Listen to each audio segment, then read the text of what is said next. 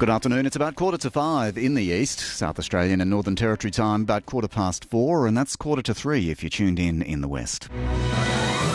ABC News. Headlines. The Prime Minister's refused to say if the Coalition's conducted modelling on the impact of its first home buyers policy and what effect it might have on house prices. More on that story in a moment. A woman's told the Aged Care Royal Commission the treatment her mother received on the night she died in a Sydney facility was a disgrace. And Virgin Airlines says flights are returning to normal after an IT breakdown caused long delays and cancellations around the country today.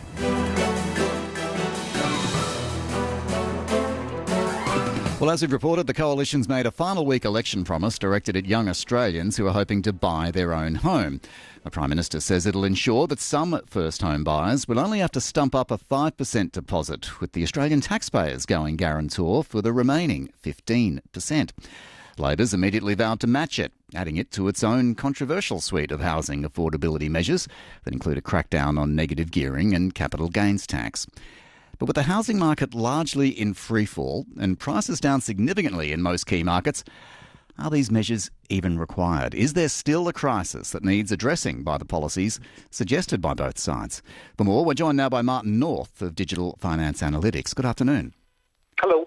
Let's set the scene first, Martin. As it stands now, prices have been falling pretty significantly for 18 months or longer in most markets, yeah? Yes, most markets, Perth for 4 or 5 years, Sydney, Melbourne 18 months, a couple of the other markets sort of sideways. Of course, Tasmania still holding its own, 3% higher, but in the main markets, definitely a long way down. Long way, like talking 20% or so? Well, in certain postcodes, yes, well over 20% now, and also the price of land is falling as well. So essentially, that's all indicating, I think, more falls ahead. All right. News today, indeed, that Melbourne-Brisbane auction volumes were halved at the weekend. The RBA last week warned of a slowing economy.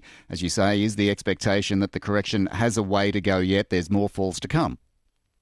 That's right, yes. So my surveys tell me that there are a much smaller number of people thinking of transacting at the moment. In fact, there are more people trying to sell, particularly investors rather than prospective buyers. The international market and investors have really gone off the boil as well. And so, yes, there are very few people really looking at the moment.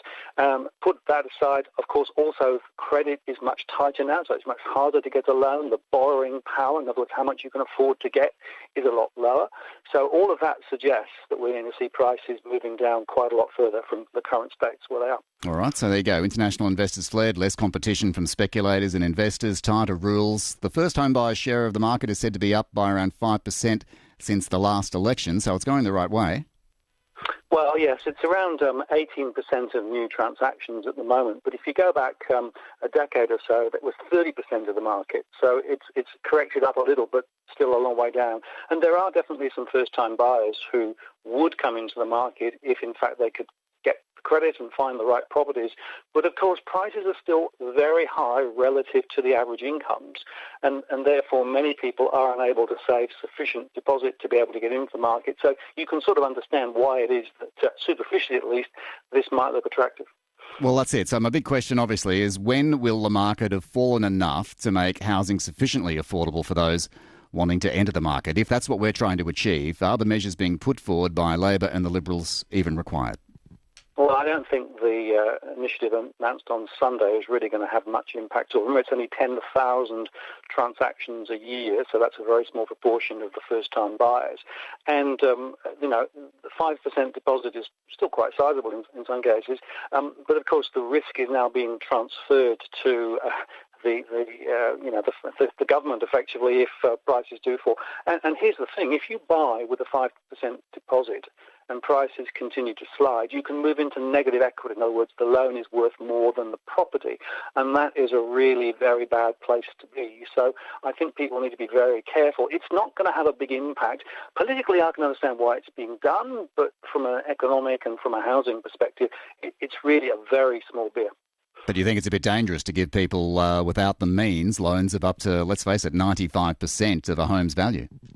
Well, certainly my research shows that those who don't have to spend as much time saving and putting a bigger deposit together, for example, getting money from the bank and mum and dad and others from parents, are much more likely to default later because they don't have the discipline around saving, firstly. Secondly, if there are first-time buyers who are thinking of coming into the market, they may actually stay off now until next year when this thing may or may not come in, so it could actually make the market sag initially. There might be a little peak later, but not a big one. And then the third element that people haven't considered is the impact on the lenders, mortgage insurers, which is the other way of effectively insuring the lenders vis-a-vis the 80 to 95 or 80 to 100% part of the loan. There are some big impacts on the broader market of this initiative. I don't think it's been thought through. I don't think it's been fully modelled. And look, it's more a thought bubble than anything else, I think. But in the meantime, the market needs to fall a lot more for us to get back to what people want it to be, to grease the wheels of people entering the market. A bit more work to do? Yeah, so if you look at the RBA data, 189 is the ratio of sort of average incomes to home prices, and the debt to GDP is also very, very high. It would have to come back.